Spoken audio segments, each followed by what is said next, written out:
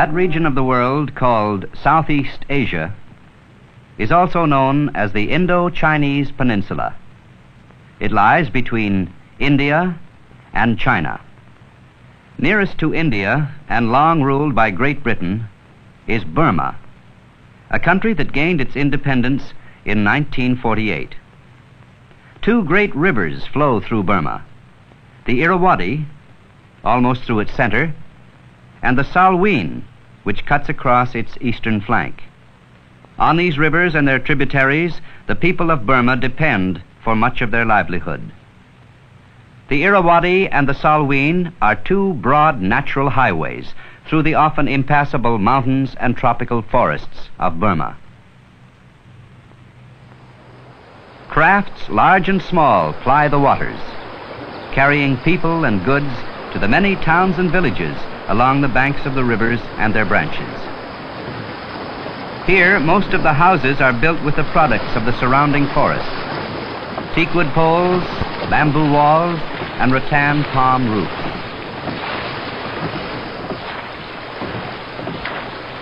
Many of the people who live in these villages work as boatmen, ferrying people across and up and down stream. This boat is made from a single giant log. Although rowing with the leg may seem difficult, the people in this part of Burma have been doing it for hundreds of years and can row for many hours without tiring.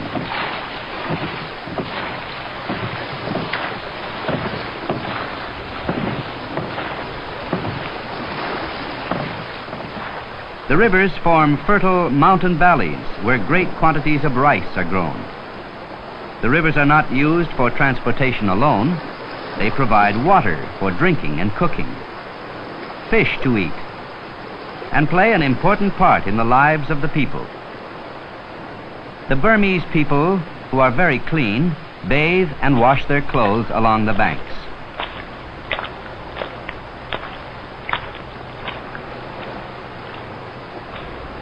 The clothes are first soaked, then beaten with paddles.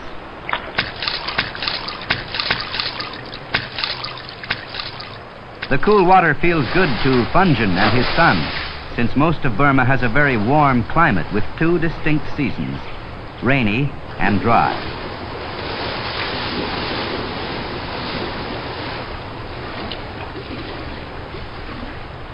The fish net is always brought along on the days when the family visits the river.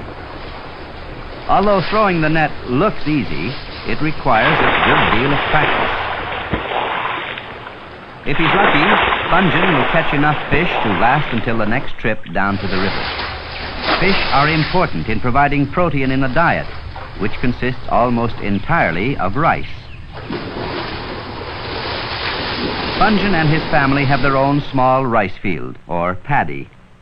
When it is harvest time, everyone helps, because for the people of Burma, rice is the staff of life, their most precious commodity, since they so completely depend upon it for their existence. Some of the rice is used to make a kind of rice milk. It is mixed with a few drops of water and then ground between two stones.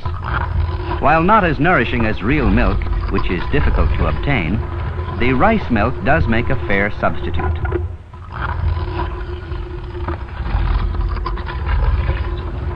At mealtime, the family gathers on the open porch of their house.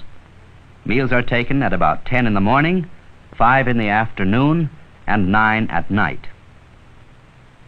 All meals consist mainly of rice, which is eaten with the fingers of the right hand.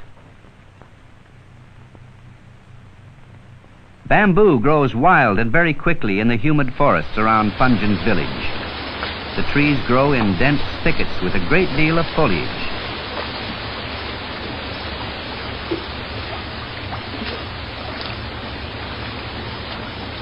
Funjin and his neighbors use the bamboo to build houses and furniture, and are even able to sell some of it. The foliage is trimmed from the trunk and made ready for use in anything from a house in Burma to a chair in your own backyard. The roof of Funjin's house is made from thatched palm leaves. He uses the tall bamboo grass from the forest to weave mats. These mats are used as the floor in his house. He takes pride in weaving them neatly and firmly.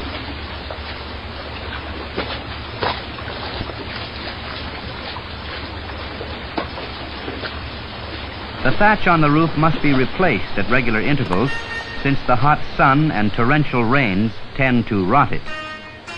This is a job for the women of the house.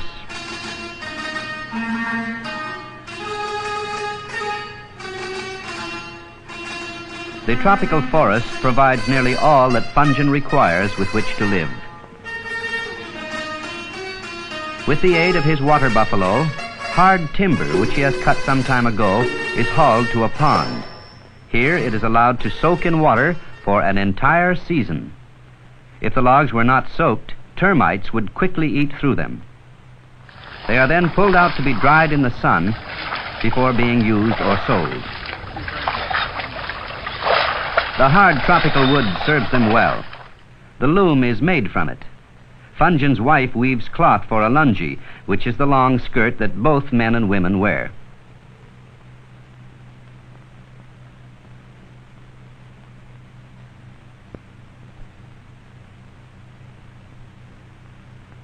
Every 5 days, the bazaar is held in the nearby town of Kengtung. Here, Funjin is able to use the money from the sale of his surplus rice and forest products. Various foods, drugs, yarn, cloth, and implements are sold in the bazaar. Many of the people come not only to buy, but to sell their products as well. Delicacies are tempting to the visitors. Funjin and his family cannot resist buying the fish cakes, which are boiled in fat and wrapped in a palm leaf.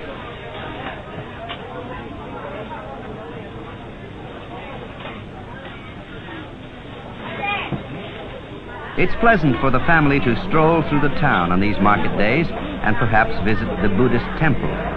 The people of Burma are predominantly of the Buddhist religion. Shrines and temples can be found in all the towns and villages. Kengtung is a very old town. This area of Burma is still ruled by an active prince called the Sobodji. Many different tribes are gathered under his rule. Belong to the Ika tribe. They enjoy dancing in this circular formation for many hours at a time. The Shans have their own special dance. The costumes and movements represent birds and animals with which they are familiar and which they sometimes worship.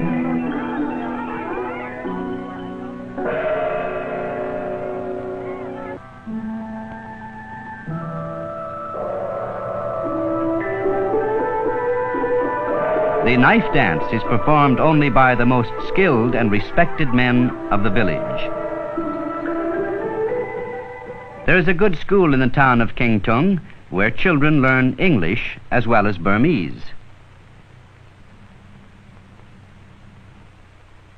English was introduced into Burma when it was a British colony and is still spoken commonly among educated people. Not all of the children in Burma have a chance to go to school. But even so, the children of Burma are comparatively well off. The country is not overpopulated. These youngsters will find enough food to eat and jobs to work at. Nomadic tribes inhabit the tropical forest and mountain regions which are still inaccessible by road, rail, or river. They live for a time in one place and then move on to build a new village in a different location. Many of these tribes live far from government centers. It will take time and much effort to make them a part of the new Burmese society. The rainforests of Burma produce most of the world's supply of teak wood.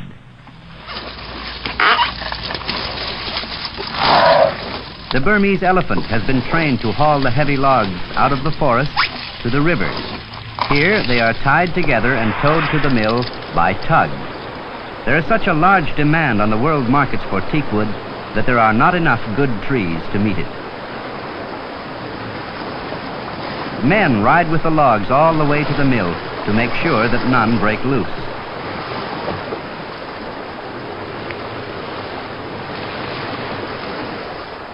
Here at the world's largest teak mill, the logs are measured individually for size and graded for quality.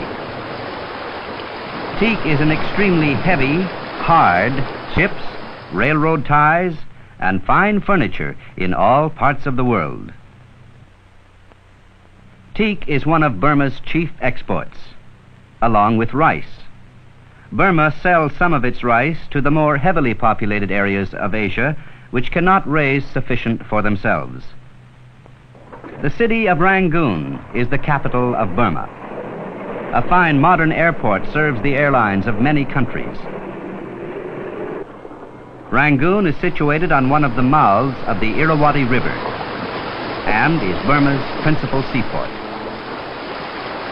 From the docks of Rangoon, ships carry minerals, rubber, rice, and teak to markets abroad.